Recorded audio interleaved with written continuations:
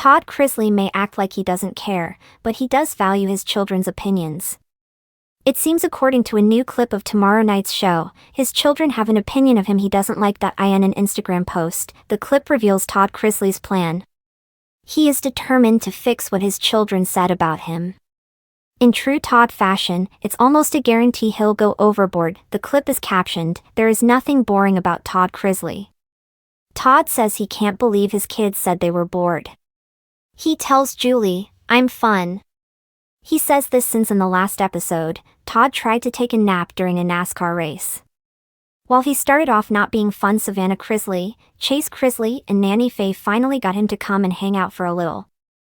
After Todd says he's fun, Julie tells him, "By the sound of it, your kids don't think so."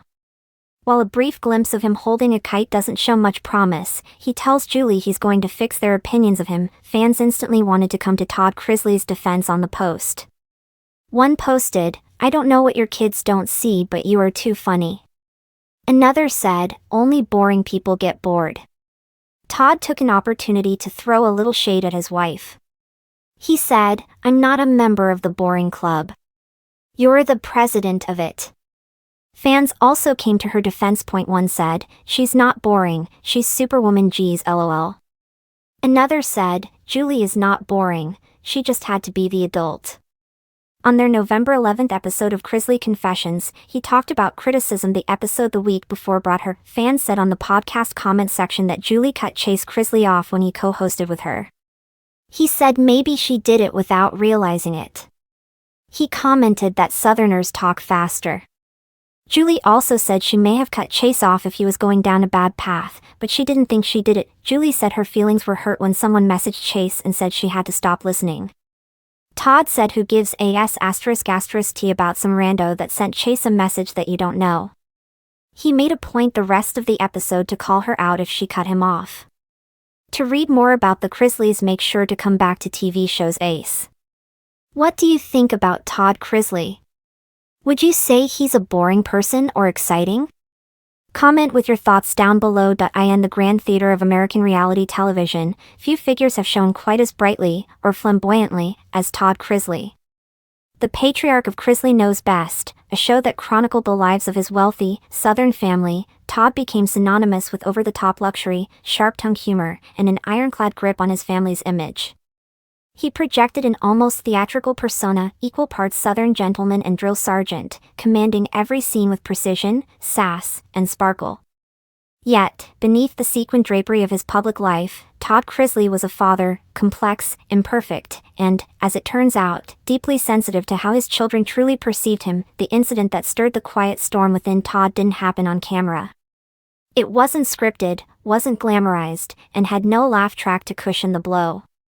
It began innocuously, a family gathering, perhaps, or a podcast interview. Maybe even just casual conversation over dinner. His children, now grown or nearly grown, were asked to describe their father in a few words. It was meant to be lighthearted, humorous. But what spilled forth was not the polished admiration that Todd had come to expect. Instead, what he heard was a reflection not of his curated image, but of their lived experience. To their credit, the children weren't cruel.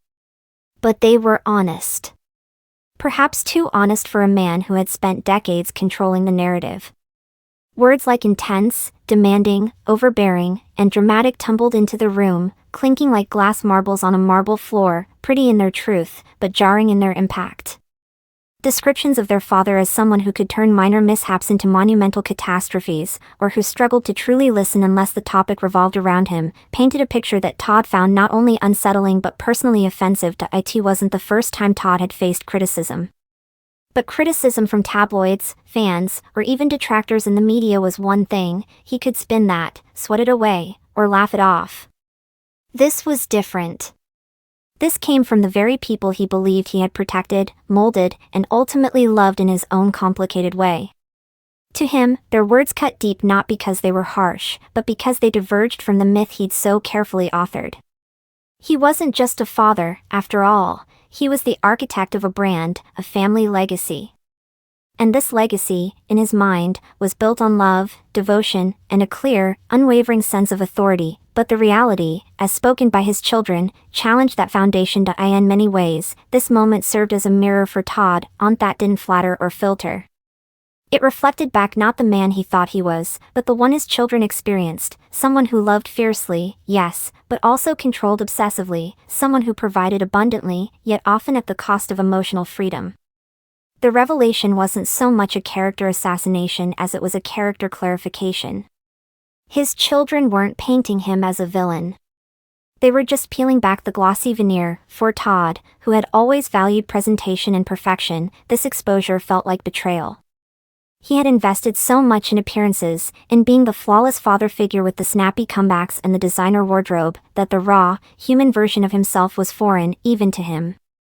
To hear his children describe him with a mix of affection and trepidation ignited a storm of emotions: hurt, disbelief, defensiveness, and, perhaps, underneath it all, a flicker of shame. What does it mean for a man so preoccupied with legacy to realize that his children don't view him as he views himself? That the image he's built might be at odds with the emotional reality they've lived? For Todd, the answer was complicated. He withdrew, at first, figuratively, maybe even literally. He stewed.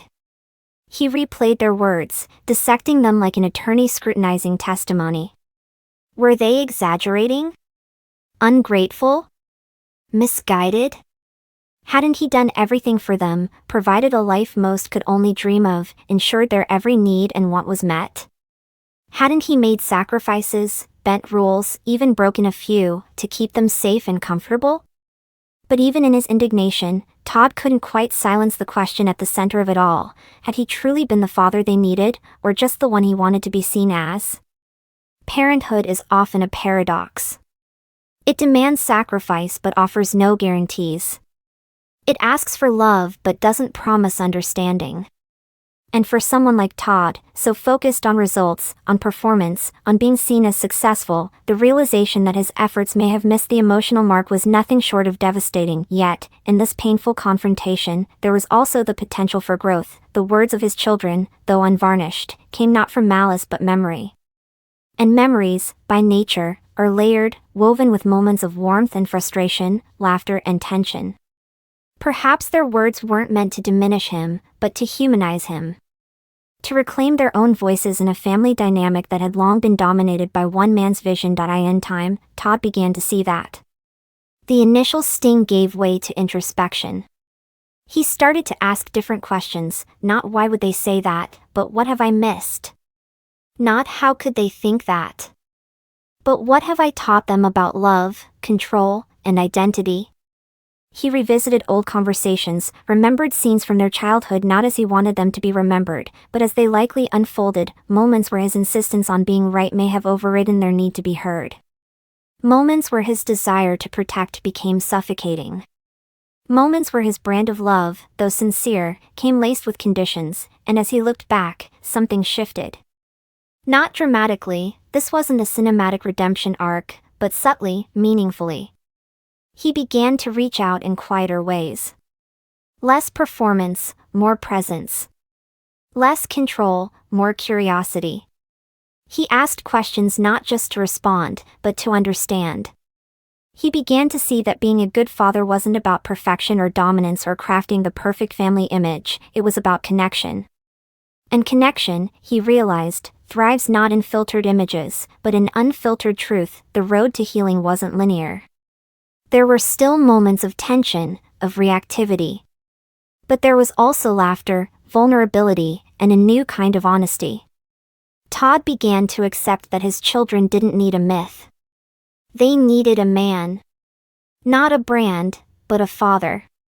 One who could admit when he fell short, who could listen without defensiveness, who could love without conditions. In many ways, the incident that initially offended him became the catalyst for a quieter, deeper transformation.